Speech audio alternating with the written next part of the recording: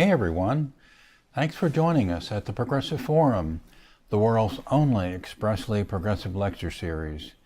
We're based in Houston, Texas. I'm Randall Morton, founder of the Forum. We're excited to present Michael Pollan, acclaimed author of How to Change Your Mind, what the new science of psychedelics teaches us about consciousness, dying, addiction, depression, and transcendence. I'm grateful to our generous sponsors, Melanie Gray and Mark Wayrow, and Lisa Paris. This live stream is a recorded version of our in-person event in Houston on November the 9th, 2023. It will remain free on our website for viewing.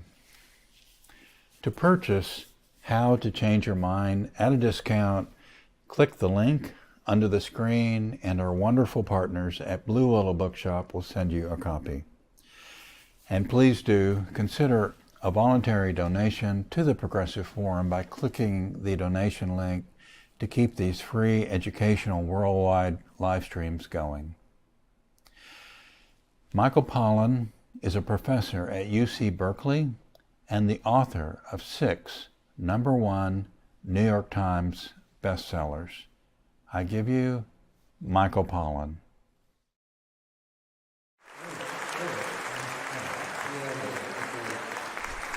Thank you. Thank you. It's good to be back in Houston, as we pronounce it in New York City. I never heard that in New York City. Is that? Yeah, Houston Street. I need to get out of Houston and find out what they're so. saying about it. Get around, yeah. Yeah. I want to thank you for that introduction, because your candor about your own experiences is it's so important. This has been, mental health in general has been a closeted phenomenon for way too long, and people's experiences with psychedelics too has not been something people felt comfortable talking about, certainly publicly. So thanks for your courage in talking about that. Yeah, well, thank you. We're all amongst friends here, right? Yeah.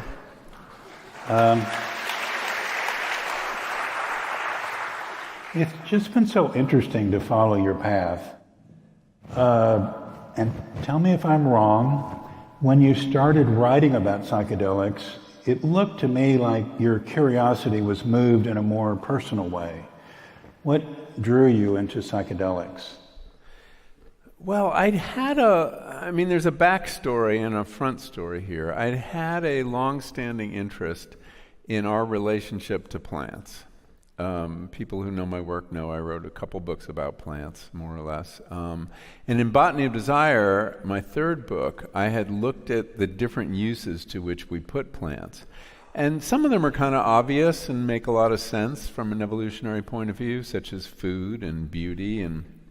But we also have used them always and everywhere, with one exception, to change consciousness. And that's always been an interesting and somewhat mysterious phenomenon to me. Like, why would it be adaptive for people to take plants that consume plants and fungi, mushrooms, that change their consciousness? Changing your consciousness is dangerous in the natural context.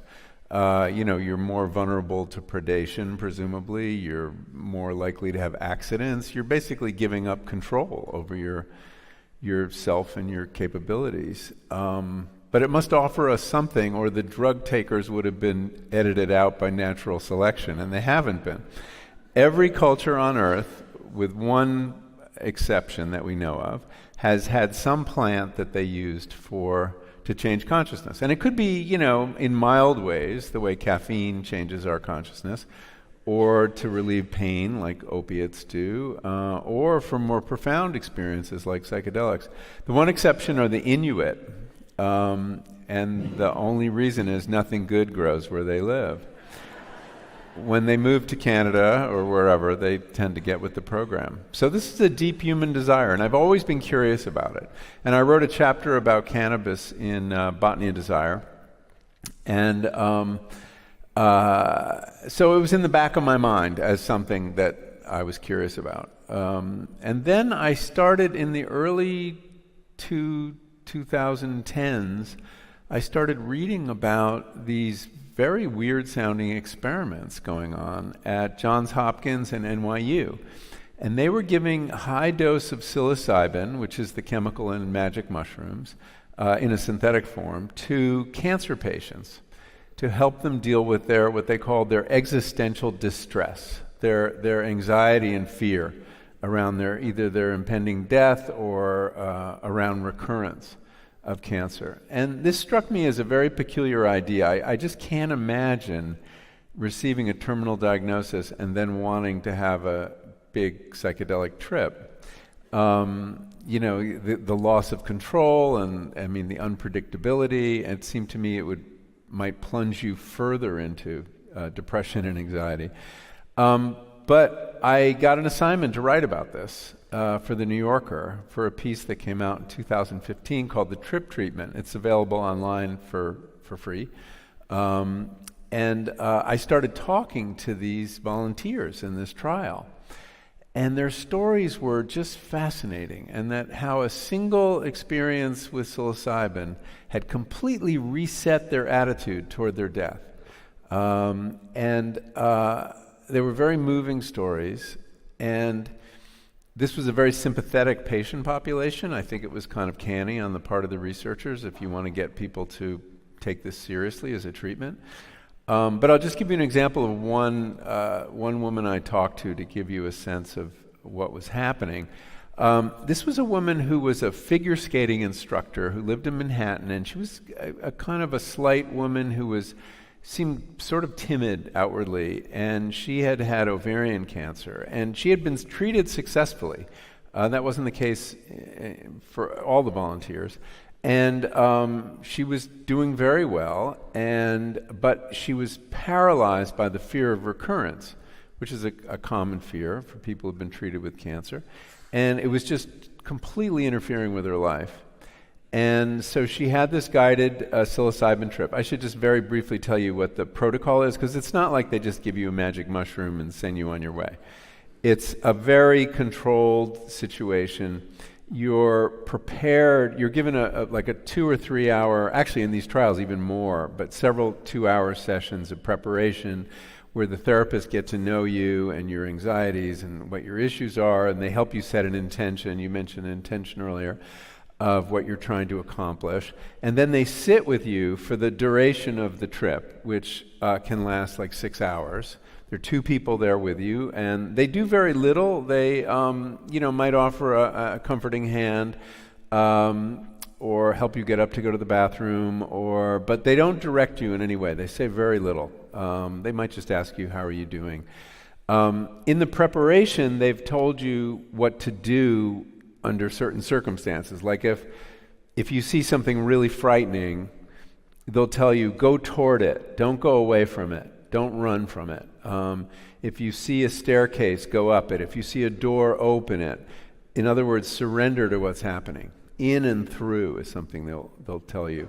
And this is important because I think if you fight to resist what's going on in your mind, that's when you have what we call a bad trip. You get very, very anxious because you can't control what's going on in your mind for a period of time. So in her trip, and this was common of a lot of the cancer patients, she went into her body and took a tour of her body. And while she was doing this, she saw this black mass under her rib cage. And she knew what it was. It wasn't her cancer, right? She had ovarian cancer, so it wasn't in the right place. But she knew it was her fear, this black mass of fear. And as soon as she saw it, she screamed out. She said, "Get the fuck out of my body." Imagine the therapists who don't know what's going on. And with that, it vanished. And her fear went away. And it never came back.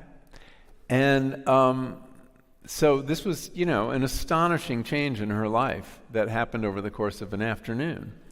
Afterwards, you have what's called an integration session where the therapist no doubt said, "What was going on when you said that?" And she told the story, and because the memory of these experiences is quite vivid. These are not like dreams at all.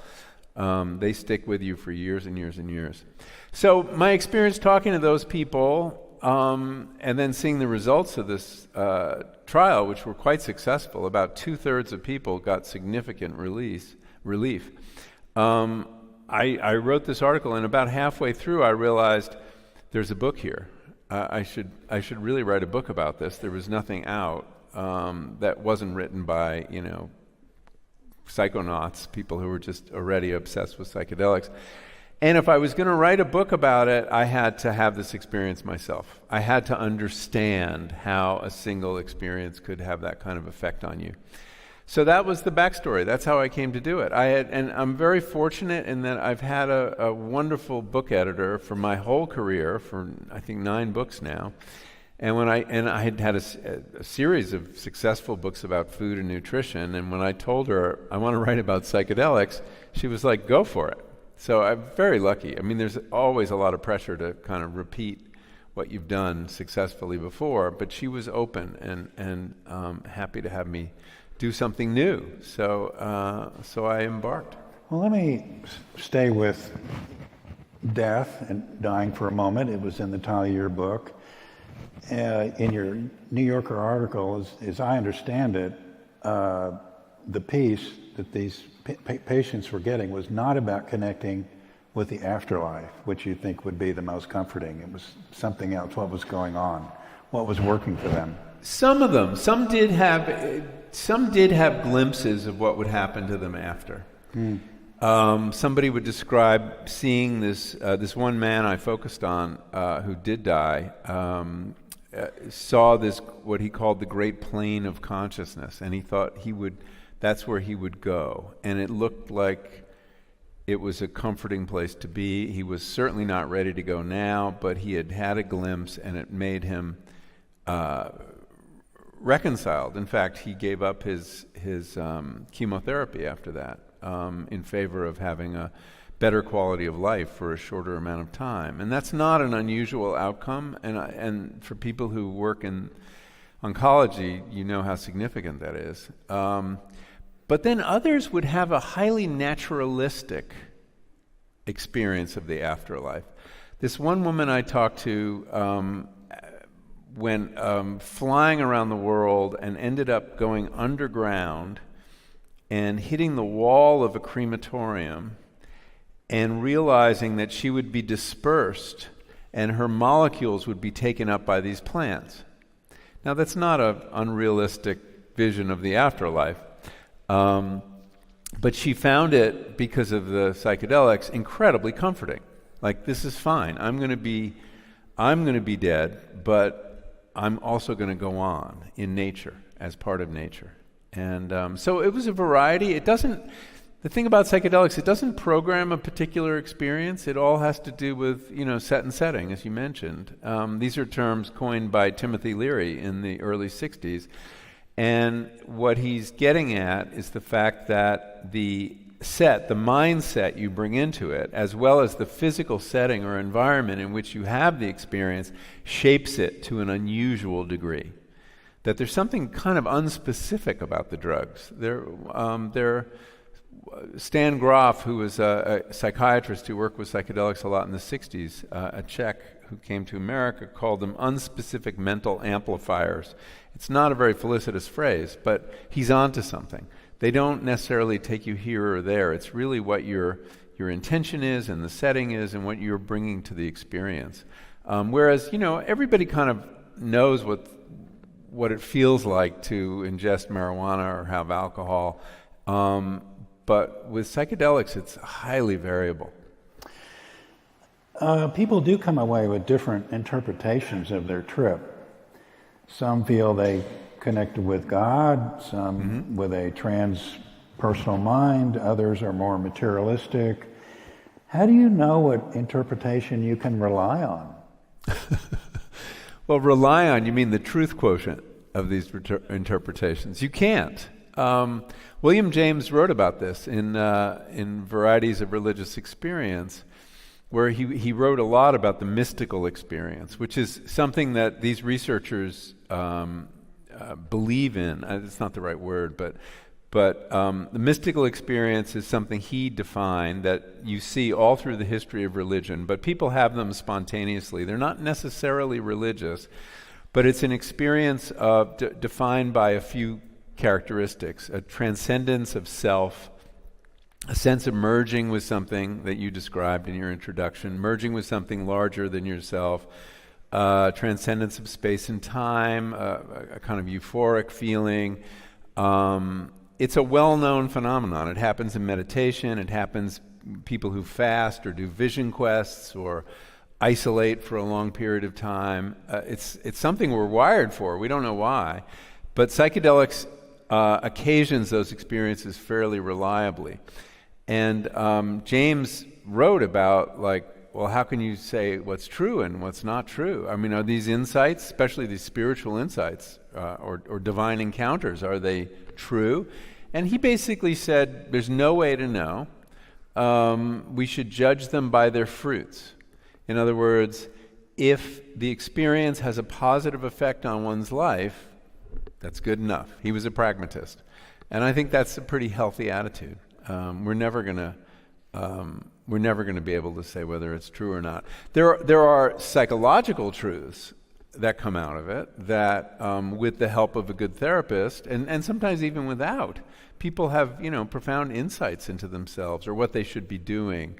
People have creative insights too. There's a whole history of scientists having, breakthroughs, imaginative breakthroughs on psychedelics, and there are a great many poets who have. And so, are those true or false? Well, if you have an image on how to build a PCR machine, which Kerry Mullis did on an acid trip, he was able to imagine the DNA molecule and how to multiply it, and invented PCR. I guess that was true. It worked. Your book also includes the title, that is, Depression and Addiction. And your book also gets into difficult to treat conditions like PTSD and eating disorders. What should we understand about these healing breakthroughs from psychedelics? So psilocybin and MDMA, which is the name for ecstasy, have been the ones that have gotten the most attention from researchers. They're not working with LSD strictly for pragmatic reasons. It carries a lot of baggage politically, but it also is such a long trip that you'd have to pay overtime to your therapists. It can go on for 12 hours, whereas psilocybin is only 6 hours or so. So it kind of fits into the therapeutic day a little better. But they will be doing work on those other psychedelics, and mescaline too, at some point. So they're being trialed for depression, both major depression and treatment-resistant depression, obsessive compulsive disorder. There's a really interesting trial going on at Yale right now. Smoking addiction, alcohol addiction, cocaine addiction are all being trialed, and some of those are done and have been successful. And let's see what else. Eating disorders, I think, is underway or just got started at Johns Hopkins. And there's a couple others, about to happen. And, my first reaction when I heard that was, well, what is this, a panacea? I mean, you're trying out all these different things. Why would the same drug work on all those things? And I put this question to Tom Insel, who's a very prominent psychiatrist. He was head of the National Institute of Mental Health. And the first thing he said to me is, why are you so sure those are different things? They all may be symptoms of the same underlying mental disorder, which could be an excessively rigid brain, a mind that is stuck in loops of rumination. So we may discover at some point there is an underlying phenomenon that expresses itself, manifests in all these different ways, which I thought was a very interesting way to think about it. And in fact, there is a group at Mass General at Harvard that is directly studying rumination. What psychedelics appear to do is make it possible to break habits of thought, destructive habits of thought and behavior. Addiction is such a habit, obviously. And how this works, we're not really sure, but there is a kind of relearning, repatterning of the mind that can happen. And it was very striking in the case of the addicts that I interviewed. I interviewed several people in the smoking cessation and the cocaine trial. And in smoking, people would have these experiences. Like this woman described to me, she'd smoked since she was 20 and she was in her 50s. And her trip took her all over the world, and she saw the Taj Mahal and the pyramids. It was like this, grand tour of everything, and it was thrilling. And she came out of it thinking, God, there's so much to do in life and so much to see, and isn't it stupid to smoke cigarettes and shorten your life? Now, this is not a profound insight, and she probably had that thought sober at various times. But there's something about the psychedelic experience that makes sort of semi-banal insights like that feel really earth-shaking and profound and sticky enough to actually act on them. And people make resolutions that actually hold. And she immediately lost her taste for cigarettes. It did feel stupid. It felt like something she didn't need to do. And this goes back to the mystical experience. There's one other characteristic of it that I didn't mention, which is what James called the noetic quality. The fact that the insights you have during a mystical experience have a status. They're more like revealed truth than an opinion or an insight. They just have this, etched on stone tablets quality. So that's part of it. Now, what's going on in the brain? There are two theories that I think are interesting, or three. I'll see if I can quickly outline them. The one I talk about in the book is the fact that they have found, taking fMRI images of people at the height of a psychedelic experience, and can you imagine being like rolled into one of those tubes while tripping? We owe these volunteers a large debt of gratitude for their courage. They have found that what's going on in their brain during this experience is that a particular brain network called the default mode network is deactivated. Now, what is the default mode network? It connects several different brain structures, and without going into their names, that seem to be involved in the generation of the sense of self. Time travel is here, your ability to imagine the future and remember the past, which is very important, obviously, to our identity. Without a sense of the past, you disappear as a person. It's also where theory of mind takes place, our ability to imagine the mind of another, and the narrative self. The way we kind of weave what happens in our lives into the story we tell of who we are. All this is happening in that network. To the extent that you can say the ego has an address in the brain, which is oversimplifying, it's the default mode network. And what was interesting is that when volunteers describe the experience of ego dissolution, there is this sense of complete depersonalization that happens on a high dose, not always, but very often on a high dose of psychedelics. Their default mode network went quiet, and they could correlate this pretty exact, the experience and what we were seeing. Curiously enough, really experienced meditators, when put in an fMRI, people with 10,000 hours or more, they too have a deactivation. The same network goes quiet. So it could be that this muffling or quieting or temporary relief from the voice of your ego, which traps us, of course, in all these loops of rumination. I mean, that's telling that self-critical story, that story about, I'm worthless, I'm unworthy of love, I can't get through the day without a drink, whatever it is being enforced. Those bad patterns are being enforced by the ego. And it may be that having some surcease, some break from that pressure allows people to change. So that's one theory. The other theory that's more recent and has only been demonstrated in animals so far, there's a young researcher named Gül Dolan. She's Turkish, but she lives here, who has done this really interesting work with animals. And her first experiment, which you may have heard of, it got some attention, was to give MDMA to octopuses. Why octopuses? Because they're separate from us by like 40 million years or something like that. And she wanted the most different creature she could find.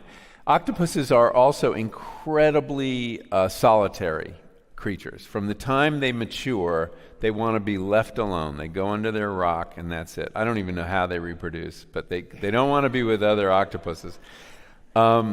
She found when she gave them MDMA and then put them in underwater with a choice of 2 chambers, one where they could socialize with other octopuses and the other where they could go under their rock and be solitary, for a period of weeks after the MDMA, they chose to socialize. Her hypothesis, which she's since demonstrated in several other animals using several different psychedelics, is that, well, this has been well known in psychology since the 30s. We have these critical periods in our development. So there's that critical period from ages like 2 to 4 where you can learn languages like this. You're just like really sticky, and you can even sort. You can learn multiple languages and sort them out. Or in our adolescence, we have this critical period for social learning where we just learn about how the world works and how people are.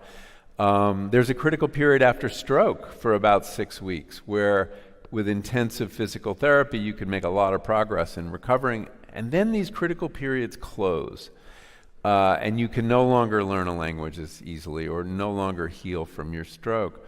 Her hypothesis is that what psychedelics do is reopen the critical period of learning. And that may account for why we're able to relearn different ways of being, living without your addiction, or learning a perspective that takes you out of your depression. So this has to be tried on humans. They actually are going to do a stroke trial. And they're going to focus on physical movement, lots of, learning new physical movements, and see if this works. This is just getting underway at Johns Hopkins. So that's really exciting work. And Gül Dolan is coming to Berkeley. We recruited her for, there's a psychedelic research center at Berkeley that I co-founded, and she's going to come join our team. Yeah, I'll ask you about that later. Was there a third theory, or did you get that covered? Yeah, it's kind of related to the default mode theory. There is a theory of how perception works called predictive processing. You may have heard of it. The idea is that when we're perceiving, when you're looking at me or looking at the stage, you're getting a certain amount of information from your senses, but actually your brain is projecting what it imagines is happening. And your senses all they're doing is correcting the errors. And so we have these beliefs that organize our perception. There's a great example that I talk about in the book. There's something called the rotating mask experiment, where you take one of those hollowed out masks, that you see with the theater, the happy and the sad, and it turns on a turntable, and one side of it is convex and the other side of it is concave. As it turns and the concave side comes into view, something weird happens. It pops out and becomes convex. It hasn't changed. Your brain is so firm in its belief that all faces are convex that it refuses to see a concave face. It just imposes its version of reality on reality. Now, there are 2 cases of people for whom this doesn't happen. One is schizophrenics, and the other is people on a high dose of psychedelics. So what appears to be happening is that psychedelics softens the higher order beliefs that we use to organize our perception. And those higher ones, that's not a high order belief, that's a mid-level belief that faces are convex. Those higher ones are beliefs about our unworthiness, or can be very negative beliefs in some people. And these beliefs are relaxed on psychedelics. We don't know how. And that relaxation, it goes along with the relaxing the ego idea, creates a space in which new patterns can be formed. Again, these are all still speculative theories. They're really promising. We need to do more research. Basic science research is the hardest to fund. It's very easy to fund. I've got a cure for this, or I've got a cure for that. But that's some of the work we're trying to do at Berkeley, and some of this work is going on in other places too. In your book, I was amazed that this kind of research is not new. Back in the 50s, thousands and thousands of people were getting help from alcoholics were getting help with LSD, and even the founder of AA made his breakthrough on LSD, and there were hundreds of clinical papers. Yeah. This was a big surprise when I started digging into the history. So part of How to Change Your Mind is the history of psychedelics. And I assumed that the psychedelic phenomenon was a product of the 1960s, and that the word psychedelic was such a 60s word. But in fact, it was a 50s phenomenon, and that long before Timothy Leary, there had been this very fertile period of research where LSD in particular, and psilocybin to some extent, was being used in psychiatry.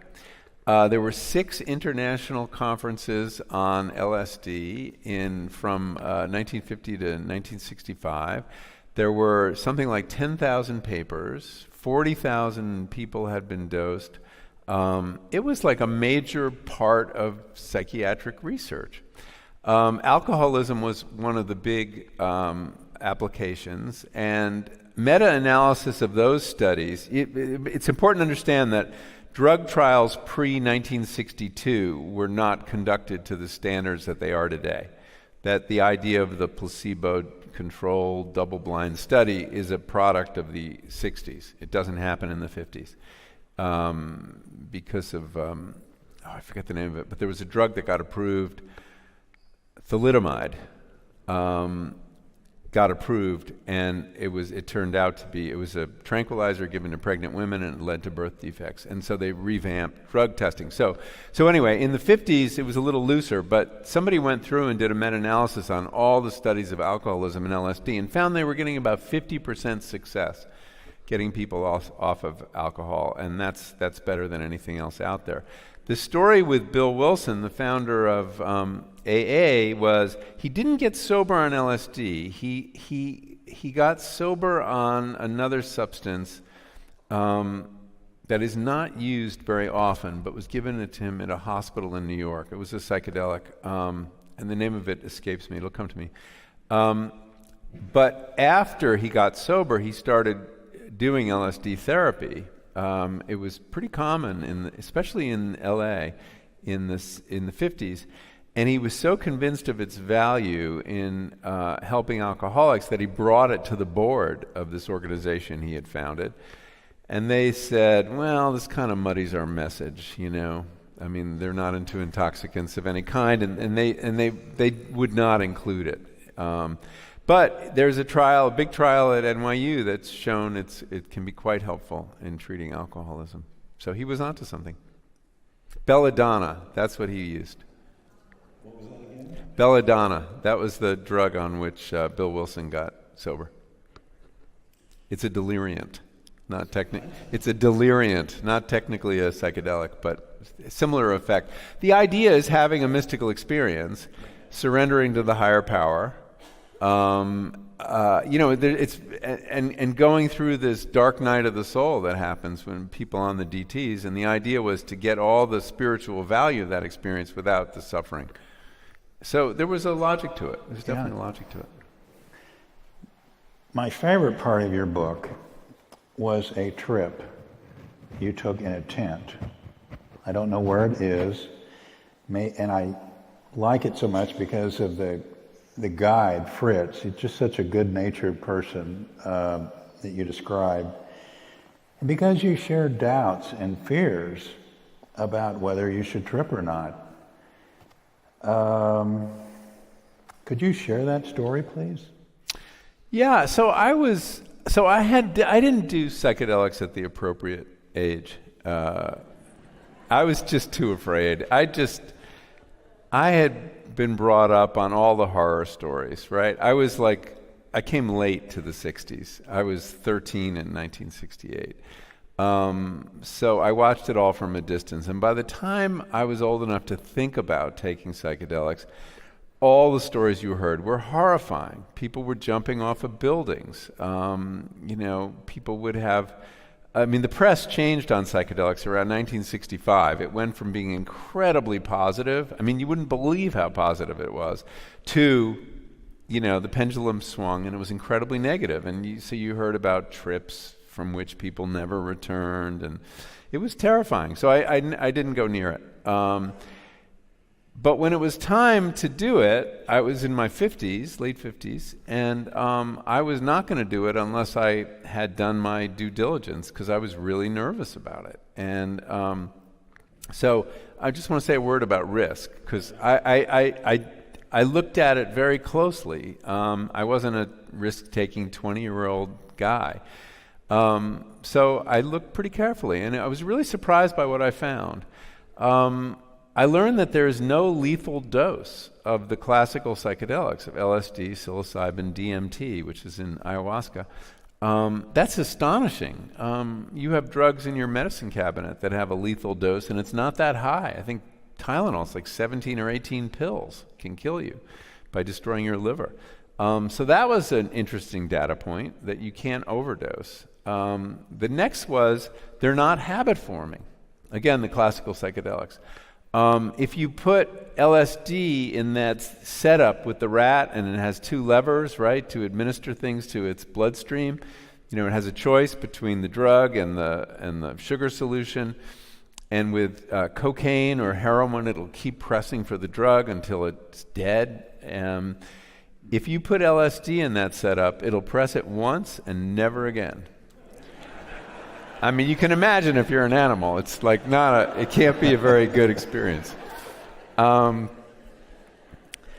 that was interesting. There was no risk of addiction. So what were the risks? The risks were psychological. There are people who are especially people at risk for schizophrenia because they have a first order relative with it, should not go near psychedelics, personality disorder, mania also, it can be exacerbated by it. So there are psychological risks. Some people will have really unfortunate experiences that last a long time, or result in such bouts of anxiety that they end up in the emergency room. Although even that, some people will say, is not as serious as it looks. There's a great story that Andrew Wild told that I mentioned in the book. When he graduated from medical school, he went out to Haight-Ashbury, and he volunteered in the free clinic in 1968, I think. He graduated from medical school in 67. And there were people coming in. It was, right after the Summer of Love. There was a ton of LSD in San Francisco then. And people would come in, and they were freaking out. And he would come in, and he had his white coat and stethoscope and clipboard, and he'd take a few notes, and they'd talk about, I'm losing my mind. And he had a lot of psychedelic experience, and he realized these were just panic attacks. So what he would say is, he says, will you excuse me, there's someone in real trouble in the next room. And as soon as he said that, they were fine. So the expectancy effects are very powerful. But people do get into psychological trouble. And so it's important to know that. And then lastly, they have accidents, right? People do stupid things. They do fall. They get in a car.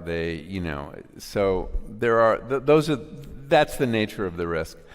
I was terrified. I did a series of guided experiences and a couple unguided experiences, and before every one, I was just a wreck and up all night, and should I do this, should I not do this? In this particular case, I had found this guide who lived in a very remote place in the Mountain West, and he'd been highly recommended, and I'd interviewed him, and I really liked him. He was German.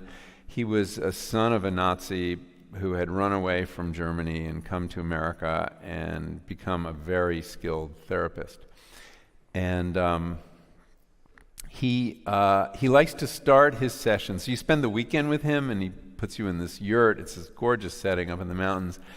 And he cooks you dinner, and then he said, I like to start with an MDMA session to get acquainted, because MDMA really creates a very instantaneous bond with a therapist.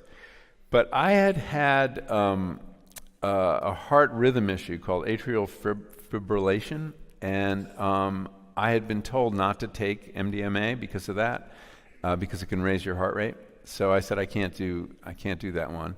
And so, I mean, this is how much I was concerned. I called my doctor and I said, I'm thinking of taking all these psychedelics. Are there any you think I shouldn't take? And he said, cardiologist, and he said, yeah, stay away from that one. It turns out it was fine, but I didn't take it. So instead, he did something called holotropic breath work. Has anyone heard of that? Yeah, a couple people. Okay, it's a very interesting thing. It's completely legal, no drug involved. It's a way of breathing, a very, very rapid way of breathing, where you exhale a lot more than you inhale, and somebody's beating a drum, and you will enter a psychedelic state. About 80% of people will anyway. It's quite remarkable. It's based on some yogic and Native American practices, and it was devised when LSD was made illegal by Stan Grof, the psychiatrist I mentioned earlier. He was looking for a way to continue to do psychedelic therapy without the drugs, and he came up with this. And now there's apparently a place in Houston where you can learn how to do it. And I did it, and I got into this state where it was quite remarkable. I was lying on my back, and it's very somatic, and I was like moving my legs, and I was riding a horse at a really fast clip. And then after it ended, and I felt like great after it ended, it was like a half hour, I guess, my heart went into this arrhythmia, and it was absolutely terrifying. And because I was in the middle of nowhere with a guy who was breaking the law, was he going to call 911? Could you call 911? There was no phone service. It was a very scary night. It subsided finally, and I was scheduled to do the LSD in the morning. And I haven't told this story. No one's asked me to tell this story. It's not the happiest. And I had to decide overnight. So now, do I want to compound this by having my first LSD trip? So in the end, I went ahead. He gave me a smaller dose, I think, than he would have, because we were both kind of nervous at this point. And it was fine. It was absolutely fine. And not the most profound psychedelic experience I had, but it was really interesting. And it was very much about my family and people in my life. And one of the things that happens to me a lot is I just visit with people in my life, living and dead, and have this intense sense of gratitude for these people. I'm constantly, after these experiences, calling my son and my wife and telling them how grateful I am. Yeah, that was the interesting part of the trip, also how you integrate the experience. And that's what guides are supposed to help you with. Was there another trip, say, where you had a more profound realignment of your values, say? So the most profound trip I had was a guided trip on psilocybin on a fairly high dose. It was like 4 or 5 grams. And I was working with this woman on the East Coast who I had also interviewed. And she was just somebody I felt like was very intuitive, and I trusted her. She just seemed like a smart, good person, even though she was kind of new agey in ways that normally get my back up. But I mean, there was a whole altar with wings and crystals, and and she played the worst music. But anyway, so I had this psilocybin trip, and it had lots of different chapters. It went on for quite a long time. I remember at one point she offered me a booster, additional dose, and I I was down for that and had it. And I got up to use the bathroom and past the mirror, the bathroom mirror, which you should never look at during these experiences. And I looked and I saw my grandfather, his skull in this glass. It was just really disturbing. And then I peed and produced this spectacular crop of diamonds that I just could have watched forever. and then went back to see the woman I call Mary in the book. That's not her real name. And she had been transformed. She had been she's blonde, she has hair parted in the middle, she looks very Scandinavian. And she had been transformed into a Native American, an Indian. She had black hair and like leathery skin, dark, and her hands were like ancient. And I knew who she was. There's this legendary character called Maria Sabina, who was a curandera in Mexico, in Oaxaca, who gave the first Westerner psilocybin in the 50s and really introduced the West to psilocybin. And Mary had turned into her. I lie down again, and first we had a little discussion about music, which was really starting to drive me crazy. She was playing the kind of music it would be fine if you were getting a massage in a nice spa, but it was like not for mental travel. It just was all wrong, for me anyway. And so we agreed on a piece of music, classical music, Bach's unaccompanied cello suites, which are beautiful, very sad, some of them, the one she put on. And so I went back down, I put on my eye shades, she put on the music, and then the most incredible thing happened. And the pronouns are going to be confusing, but I saw myself burst into a cloud of blue Post-it notes, and that was me, and I was gone. And then they kind of fluttered to the ground, and they pooled in this blue paint, and there it was, and that was me, and I was fine with it, and I was observing the scene from a new perspective that I'd never had. I wasn't me, I was some objective observer. And now with my ego completely dissolved, there's nothing between you, right? There's no subject-object distinction anymore. And I merged with this piece of music completely. I was it. It was me. I could feel like Yo-Yo Ma's bow going over my body, and I was seeing the world from inside that well of space inside the cello. It was just the most beautiful, transcendent experience of music I had ever had. And the fact that I no longer existed except as this piece of music was fine. It was I just had total equanimity about it. That was a powerful experience, and it did have a lasting effect, which was it gave me a new perspective on my ego. I mean, here I watched my ego be destroyed, die, yet I still was alive. And it made me realize that I'm not identical to my ego, which I'd always assumed I was, that's a voice in my head, and there are other ones, and I don't have to listen to it all the time.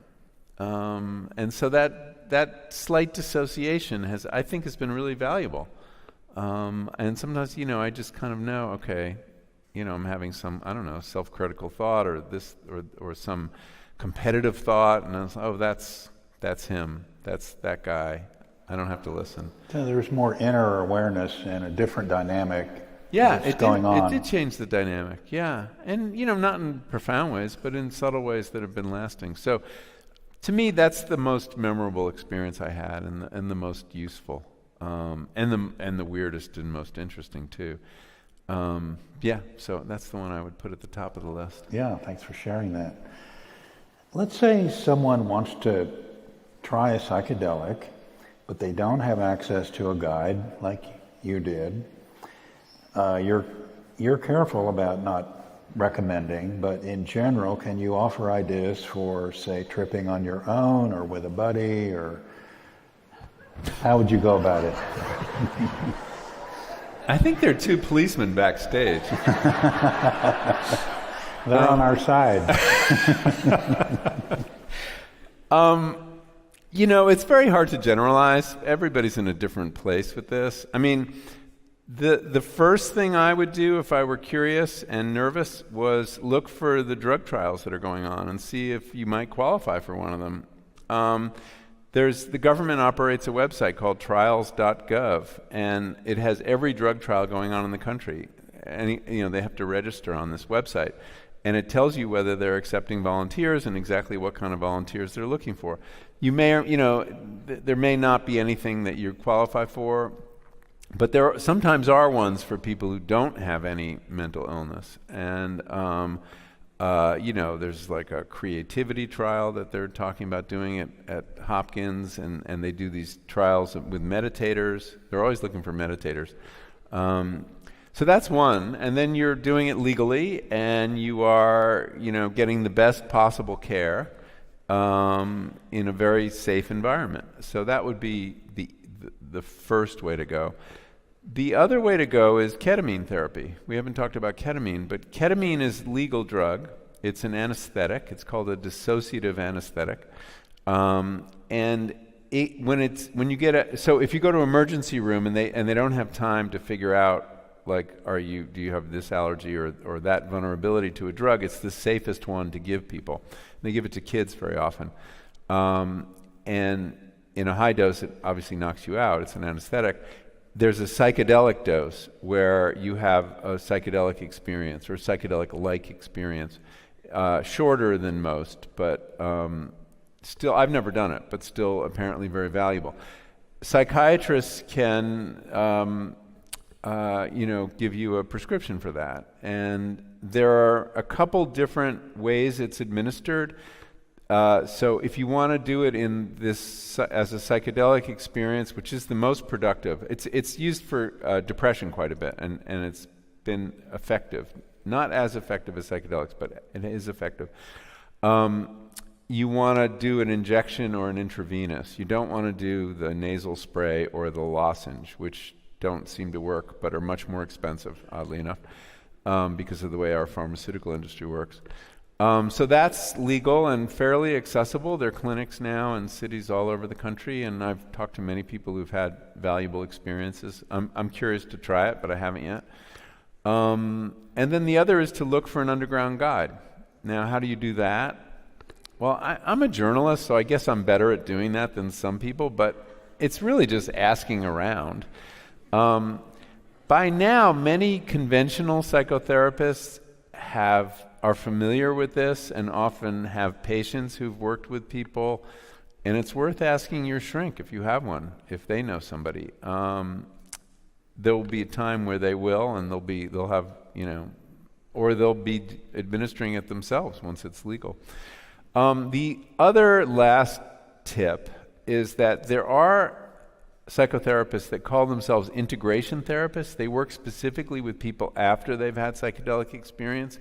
There's even a listing that is maintained by an organization called MAPS, the Multidisciplinary Association of Psychedelic Studies, which has done a lot of the drug trials for MDMA to treat trauma. And it's organized by city, and I'm sure there's some integration therapists in Houston. And these people surely know people in the underground, even if they're not. But I strongly suspect many of them are actually underground therapists, but what they can advertise is that they're integration therapists, because it's illegal. And I haven't stressed that nearly enough. It's illegal. Now, it's not a high priority for law enforcement, and there are many places that are decriminalizing psychedelics. This has happened in Oregon. Oh yeah, you can also go to Oregon soon, and they will be offering psilocybin they can't call them treatments, but psilocybin experiences, guided psilocybin experiences. They're getting organized, but they passed a ballot initiative. Colorado will soon offer the same thing. So there'll be certain states. There'll be a lot of psychedelic tourism to Oregon beginning in a year or so. But you can also just wait. I mean, MDMA therapy should be legal within a year or two. The phase 3 trials have been completed. That's the last phase, and they've been very successful, and the data is with the FDA right now. And psilocybin is probably a couple years behind. So things are changing. I mean, this could really be a revolution in mental health care. It's important to realize how few tools we have. Randall was saying in his introduction that there's been more openness to this on the part of mainstream psychotherapy and psychiatry than I ever expected. And when I asked Tom Insel, the former head of the National Institute of Mental Health, why this was, he said, well, because we're desperate for new tools. The last major innovation was SSRI antidepressants in the early 80s, and they help some people, but there are quite a few people they don't help. And they're not a cure. They address symptoms. We're talking about a potential cure. So it's very exciting, and things could go wrong. We could have another backlash. Stories like the Alaska Airlines pilot who had taken psychedelics before he tried to crash a plane doesn't help. And these stories get legs because they're so scary and compelling. I don't know how to interpret that. It's very rare. I mean, psychedelics don't stay in the bloodstream that long, but maybe it kicked off some sort of psychotic episode, which is, it's possible. It's definitely possible. But there's definitely more we have to learn about that.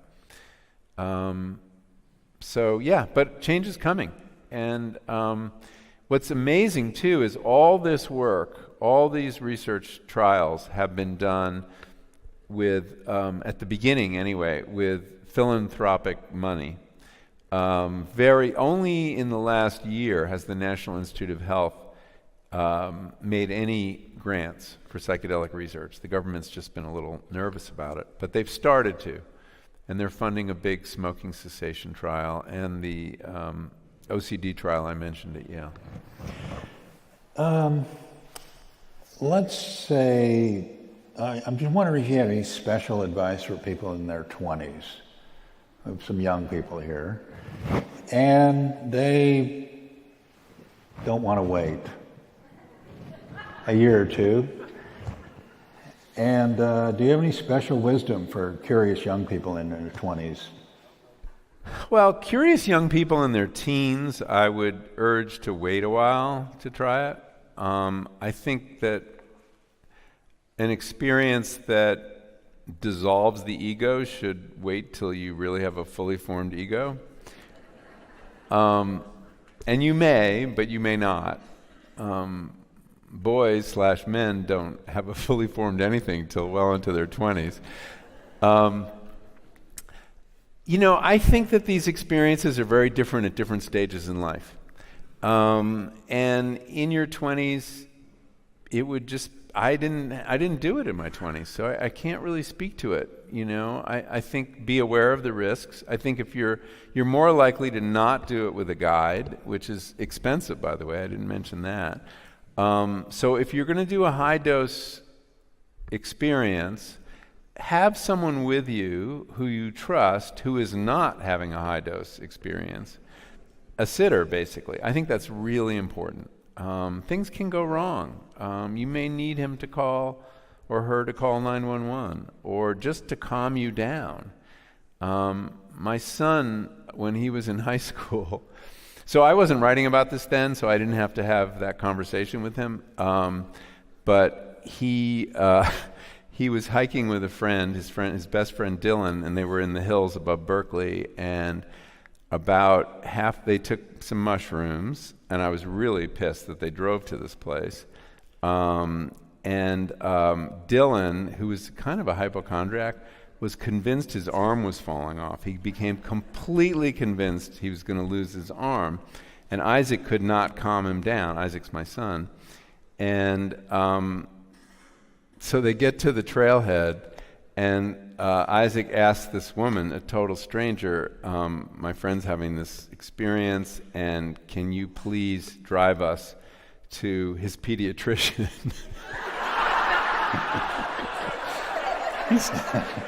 So they did, and the pediatrician calmed Dylan down, and he was fine. But luckily, my son had his head, on his shoulders, even though he had also taken mushrooms. But yeah, he got in a lot of trouble about the car part. So, again, people do stupid things. I think look, I think they're particularly valuable as you get older, and you're thinking about mortality, and I think that there's a quote from Carl Jung in the book that, there's a real value to having what he called a numinous experience in the second half of your life to guide you, and I think it's a beautiful idea. But people have different kinds of experiences in their 20s. People have, written about experiences that gave them their vocation, that have really set them on a path in life. So I think it can be very valuable. I have a theory that one of the things that drugs can do is, and I should preface this by saying most drug experiences are just as ephemeral as any other kind of experience, right? And people get really bad ideas on drugs also.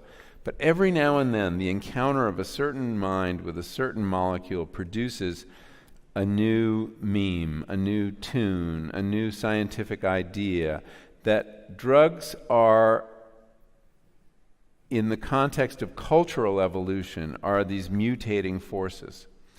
And in the same way that most mutations are bad, right, and don't help the creature who has a mutation, most psychedelic trips are probably not that useful in terms of changing culture.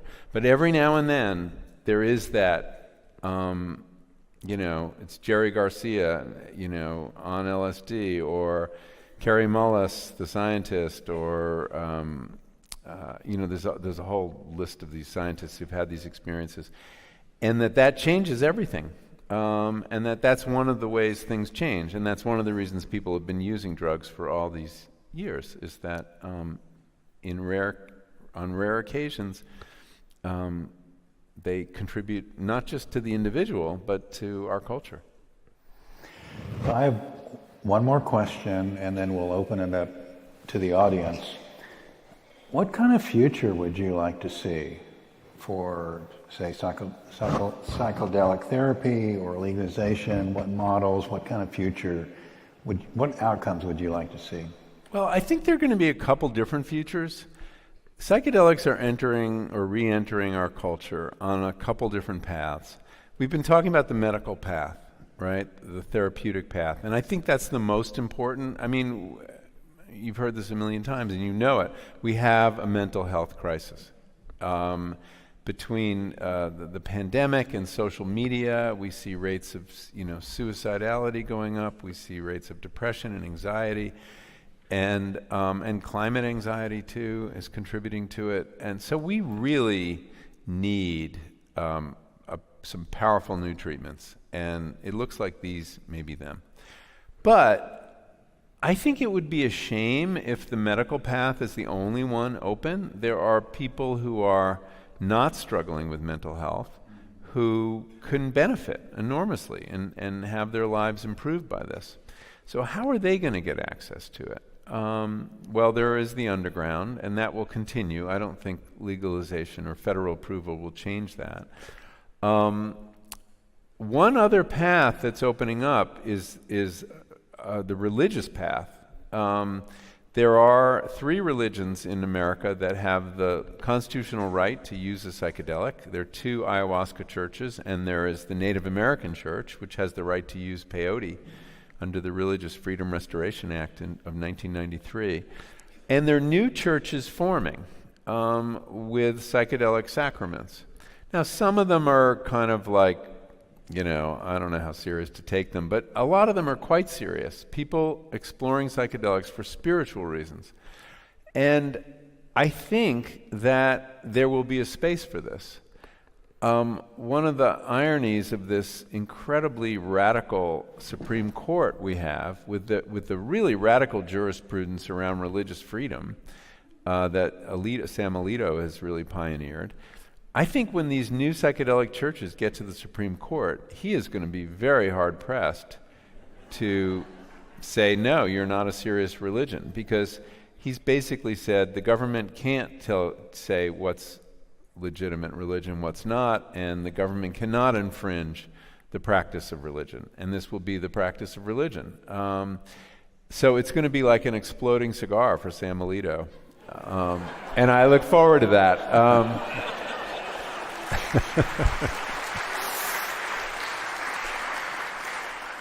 So that's another path. But then there are people who, what if they want to use them in a creative context?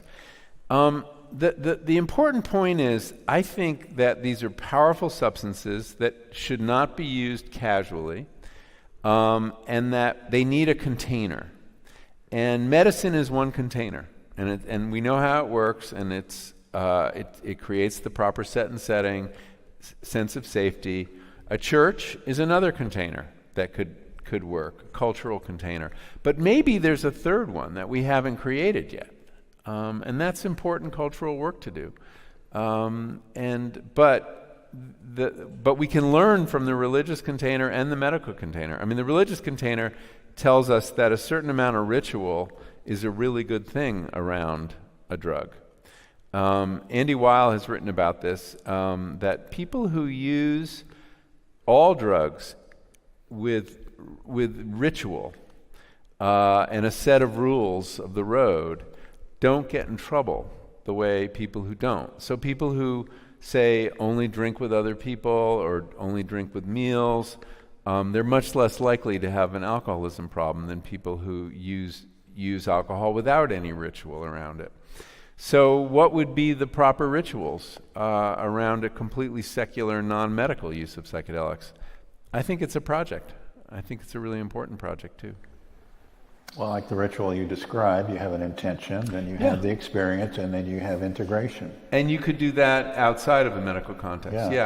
And the people who invented that format were not doctors. I mean, I write about these amazing amateurs in the 50s who looked at what the doctors were. The doctors were putting people in a white fluorescent lit hospital room, giving them a big dose of acid, and then leaving. And these other civilians saw this or were subjected to this and said, there's a much better way to do this. And they would bring in flowers, and they would play music, and they created a living room. And now in the medical context, that's what they do. But it wasn't doctors who figured that out. Well, let's add some light to the subject. Let's turn up the lights, and I'll ask you all to come into the aisles. Let's have our ushers in the aisles with microphones, and we're calling for brave people now. There you go. I'm sure you have lots of questions. To be, just emotionally open in front of 700 people. So, how are we doing? Got somebody there. We're just waiting for a mic, I guess. Is there a question There's there? a mic there. Or over here? Oh, hi. I'm wondering if you could talk more about equity and accessibility of these substances, especially in the treatment medical model, because arguably the people that are struggling with why we have a mental health crisis are people that don't have access to mental health treatment. Yeah, it's a great question. The reason FDA approval is so important is that it will improve access because it will presumably make it available to people with health insurance and Medicaid and Medicare. And that's a long road, but that is the path toward making it more available. Working with an underground guide can cost thousands of dollars. And if some of it's profiteering because the demand is so high, but it's a lot of hours on the part of these experienced therapists. On one level, psilocybin therapy should be very cheap because it's not hard to grow these mushrooms and they're not expensive to buy. The expensive piece is the therapy. I think that there are a lot of people being trained right now to do psychedelic therapy, and that the number of therapists will increase dramatically. It's estimated we're going to need something like 10,000 trained psychedelic therapists in the next 10 years. Hopefully, as there's a greater number of therapists, the prices will come down. But it's not going to be cheap, and I think we really have to depend on insurance to make it available in this guided way to as many people as possible. It's the equity problem we have throughout the system. It's no different. The only thing that's hopeful is that if people want to move to a more do-it-yourself model with friends helping friends, the mushrooms are not expensive at all. Well, and thank you for keeping your questions short. Let's go over here, please. Hello. I have a kind of a strange question regarding psychedelics, and you mentioned the dissolution of ego. So as we're going through life, oftentimes our ego is fluctuating as we're getting older, and sometimes we have areas where our ego is very strong and sometimes where it's not as strong. I've done a type of meditation called Vipassana, which is a type of meditation where you stay silent for 10 days. And throughout that, they say sometimes you'll have several breakthroughs, but sometimes you'll get back to a part of your life where your ego may actually be stronger than what it was. Would psychedelics sometimes work the same way? Yes. We talked a lot about ego dissolution, but they're egomaniacs who have there's ego inflation that does happen. Think of Timothy Leary. I mean, he's a great example of someone whose ego was vastly enlarged by his involvement with psychedelics. What can happen is some people, and this is in the history of mystical experiences, feel that they have found the key to the universe and the ultimate meaning and the cure for all problems and salvation, and they've met God. And so yes, without question, there are people who come out of the experience with inflated egos, dangerously inflated egos. So we have to add that to our list of risks. Do we have somebody over here? Hello, I was wondering if there's any research about using psychedelics with autism or any, the spectrum, any part of that spectrum. That's a really good question. What your thoughts might be on that. There was a trial done at UCLA a few years ago by a researcher named Charles Grobe, if you want to look it up, where he gave MDMA to people, high-functioning autistic people with social anxiety. And they were young people, 20s, I think. And it was very helpful in helping them make bonds with other people. One of the things that happens with MDMA, and I don't know that this was his explanation, but this is one plausible explanation, is that there is a release of several neurotransmitters and hormones, but one is oxytocin, which is sometimes called the love hormone. It's what is released when nursing a baby or during sex, and it creates a very strong bond. And given that some autistic people have trouble making bonds with people, there are some other autistic experiments I think underway right now. But MDMA would be probably the substance to explore with regard to autism. The critical periods discussion may be relevant. Some people think that autism is caused by a premature closing of a critical period for bonding. You'd have to give it to quite young people, which raises lots of ethical issues. But Gul Dolan has talked about autism as something that might be amenable to this kind of approach. Over here, please. Go ahead. Hello, I'm very excited to read your new book. I'm wondering if you could talk a little bit about microdosing psilocybin over maybe 3 times a week or something like that, how you feel about it, and is it useful? Yeah, so one of the ways people are using psychedelics now, which is fairly new, it didn't happen in the 60s as far as I know, is taking a tiny dose a tenth of an active dose. So in the case of LSD, it would be 10 micrograms instead of 100 micrograms. And it's like point something grams of psilocybin, and doing it a couple times a week.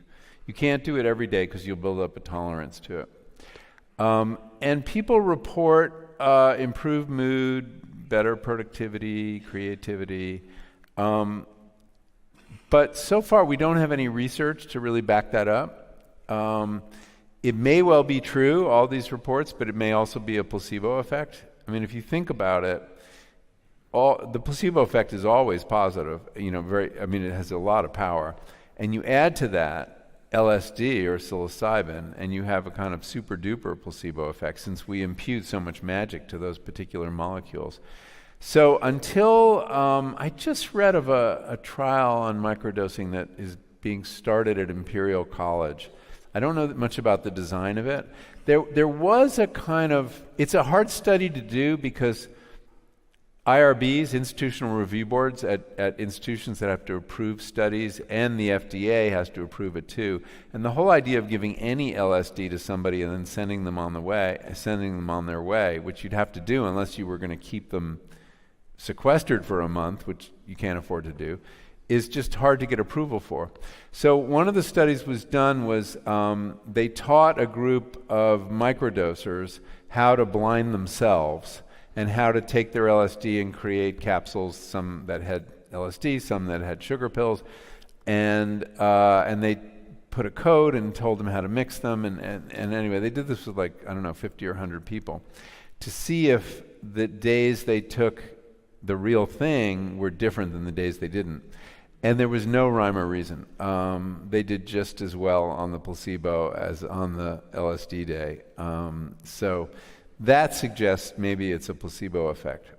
Getting the amount right is a challenge too. Any two mushrooms can differ in intensity by a factor of 10. And if you feel it when you're microdosing, you're not microdosing. It should be sub-perceptual. So I don't know what to tell you. I mean, it certainly can't hurt. And if it does you good, great. Who cares? Who cares, if it's a placebo? And by the way, placebo effects work even when you know it's a placebo. If a guy in a white coat gives you a pill, here's a sugar pill, it's going to help your back. It will help your back. Where do you get these materials? Can you get them on sugar pills? No. I think they're called Skittles. I don't know. That would be safe, but where can you get LSD or mushrooms? Well, this is the surprise of the night. Reach under your chair.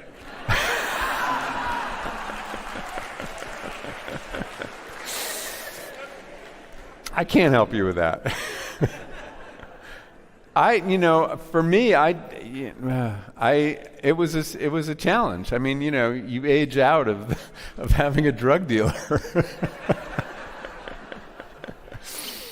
But I guess going on the internet and being careful. But this is the thing. This is the age of fentanyl, right? And that's a big risk, especially with synthetics like MDMA. I mean, and if you do buy something from someone you don't know, you can get it tested. You can buy test kits, or there are places there you can mail drugs and get them safely tested and returned to you. Dance Safe is a harm reduction organization. So there are ways around it, but there are cases where things are contaminated with fentanyl these days, and that can kill you. There's a real gift culture I found among people who use psychedelics, partly because the mushrooms are so cheap. But I don't know. In this whole time I was doing this work, I don't think I bought a single thing except paying for guides who supply it.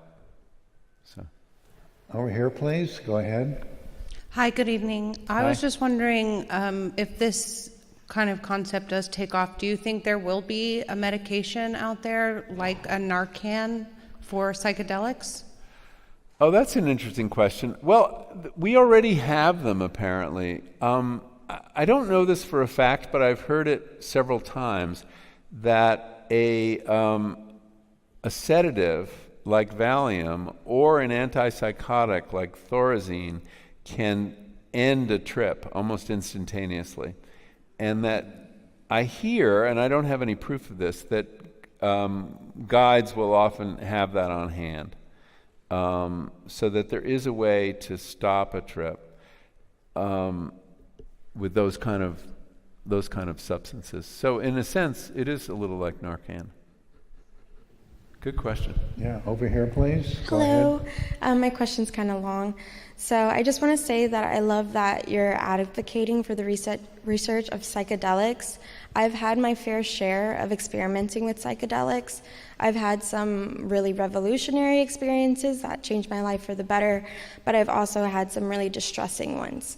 I experimented a little too hard, and which resulted in me being diagnosed with HPPD, which is hallucinating persisting perception disorder.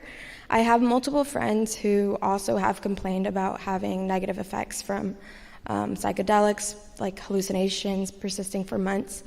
With that being said, you mentioned that revolutionary/intense trips are more essential than less significant trips, which I agree. But I was wondering, have you had any negative effects from doing it, or do you know anybody personally, or have you talked to anybody about HPPD?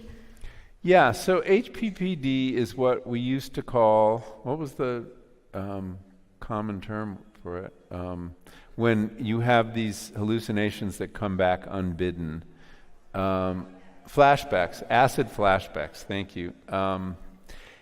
And it is a real phenomenon, and it's been studied. There are a couple papers about it. For some people, it's not as dramatic as that sounds. It's not like they're driving and suddenly they're, being attacked by a jaguar in the Amazon. It sometimes is a memory, but a very vivid memory. And I don't know to what extent you can control it. I don't know that much about it. But it is, I think, alarming to some people. But I have talked to many people who've had bad experiences. And again, there are two kinds of bad experiences. There are those dark night of the soul experiences that end up being incredibly productive. And many of the researchers will talk about challenging trips rather than bad trips. But then there are other experiences that are just bad and leave people in a bad place, and that is a risk. I think it's mitigated when you're with a good guide. I think that there are things that they can do and say that reduce the chances of having those kind of adverse events. But I have heard scary stories. I've heard of people who had to spend time in a psych ward after experiences. Sometimes it turns out that they took crazy doses or mixed different psychedelics together. But I'm not discounting what you're describing at all, and I think it's important that we talk about it. There was a recent study of adverse events that there's a free newsletter that I'm involved with called The Microdose, and it comes out of the Berkeley Psychedelic Center. If you go to psychedelics.berkeley.edu, you can sign up for free. And we covered that study. It was just a couple weeks ago. Jules Evans, I think, was the lead author. So there's more and more attention going to this, and I think it's really healthy. I don't think we've talked about risk in this movement nearly enough. So thank you for bringing that up. Go ahead. Hey, good evening. Thank you for being here, Michael. My question is kind of related to the previous one in terms of, in regards to integration. After people have these massive breakthrough experiences on high doses of whether it be psilocybin or 5-MeO-DMT, I think, like you said, aftercare and integration has not been highlighted nearly enough. And I've been working as a sacred medicine facilitator for 4 years, going on 4 years, and we have a variety of means to help people after these massive life-changing experiences. We found that community people who have shared similar experiences can be very helpful, and as well as having a spiritual practice that you go home to, mindfulness practice, whatever that looks like for you.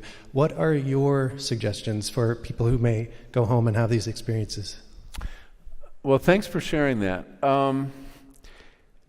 I think community is really important, and I think one of the healthy things that's going on right now is that people can have an open conversation about this, which was not true 5 years ago.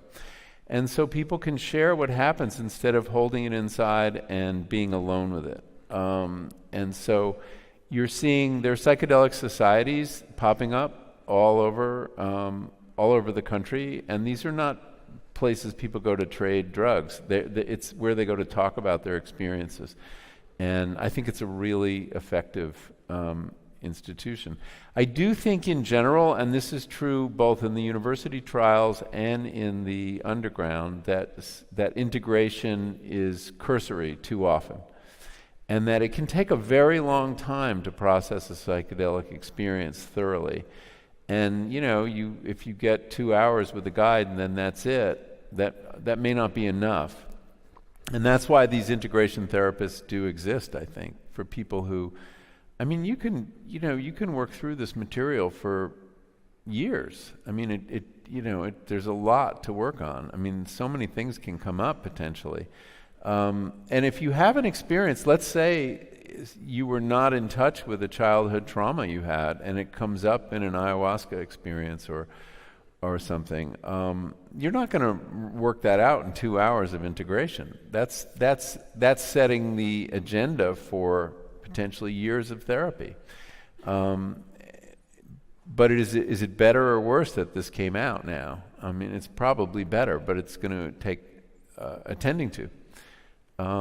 So I don't know beyond that. I'm not a therapist, so it's hard for me to speak to what people need in the way of integration, except to say more of it and more skillful. And that's why the training of guides is so important. There are a lot of underground practitioners who are very good and have lots of experience, but now there's a whole generation of new guides who've really just had a 16-week course or something like that. And the quality of that training, I think, is going to be very important.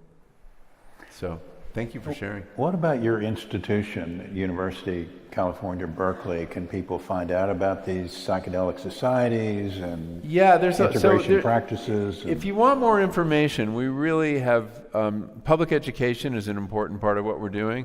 This is the Berkeley Center for the Science of Psychedelics, BCSP. It's at that website address I gave you, psychedelics.berkeley.edu. You will find there not only the newsletter, not only a primer on all the different substances, but also a link to a massive online course called Psychedelics in the Mind that a neuroscientist at Berkeley teaches, but there are a lot of guests. And it's either free or like $15. It's not a lot. And it's a really good introduction to a lot of the issues we're talking about. But anyway, it also, I think if it doesn't have the list of integration therapists or a link to that, my website does. I have a page on psychedelic resources at michaelpollan.com. Okay, go ahead, please. Hi. Thank you for sharing your experiences. So mine's kind of similar to the woman over there. My daughter is on the spectrum and has spent 20 years trying to kind of share how her brain works, and has said that it's, she kind of evolves in her own little world and is completely happy with it. Do you think these experiences are similar in that sense, so that you're allowed to kind of move on without being judged, so to speak, in the world? That's a good question. I honestly don't know. I think there are people among us, especially young children, who don't need psychedelics. I have a colleague at Berkeley who's a developmental psychologist, And she's convinced that until the age of 4 or 5, or till we go to school, that kids are just tripping all the time. And she makes a good case. I mean, the kind of perception, she calls it lantern consciousness. It's taking in information from 360 degrees, but not narrowly focusing on anything, that we move into this very linear consciousness where we can stay focused, and indeed we're forced to learn it in school, closes down what had been this very free and flexible way of taking in information. And it looks a little disorganized to us, but it's very coherent to the kids, and they're learning a ton. And again, they're in a critical period, right? A critical learning period that shuts down. So it might well be something like that. It's very hard to know. It's very hard to put ourselves in the shoes of someone who is on the spectrum, or I mean, except with the help of art, right? I mean, with films and books and certainly, 4-year-olds don't write a lot of books, so we have to infer a lot about how they think. But this is a mode of consciousness that we're wired for, that there are other ways of getting to. I mean, we haven't talked that much about meditation, but there are a lot of similarities. People can get to these places other ways. There are a history of practices. And by the way, I'm going back to the adverse events point, the woman who's talking about meditation. I forgot to mention, a paper recently came out about adverse events in meditation retreats. And people can have really destabilizing experiences in those silent retreats that go unresolved, or the retreat is over before they've resolved them. So it's, you're playing with consciousness. It's pretty serious stuff. I think we have time for one more question. Go ahead. Hey, I was wondering if you had any experience with non-serotonergic psychedelics. I was thinking the example with the belladonna, with the founder of AA, which I think is a muscarinic psychedelic. Yeah, I haven't. I mean, would you put mescaline in that group or not? I guess that's serotonergic. I'm not sure. Yeah, I guess it's a serotonin active. No, I haven't. I mean, ketamine is not, but I haven't tried that yet. There's still a menu out there. Anyway, thank you. Thank you for your great questions. I really appreciate it. Thank you, Randall. We have a gift for you, Michael. We'd like to say it's our time. It has your name on it, Progressive Forum. We'd love to have you back again. Thanks you for a beautiful evening. Oh, thank you very much. Michael signed book. I'll be out in the lobby. You've been a beautiful audience. Thank you. Well done. Thanks again for joining us. Please consider a donation and get your copy of How to Change Your Mind at the links. And until next time, take care.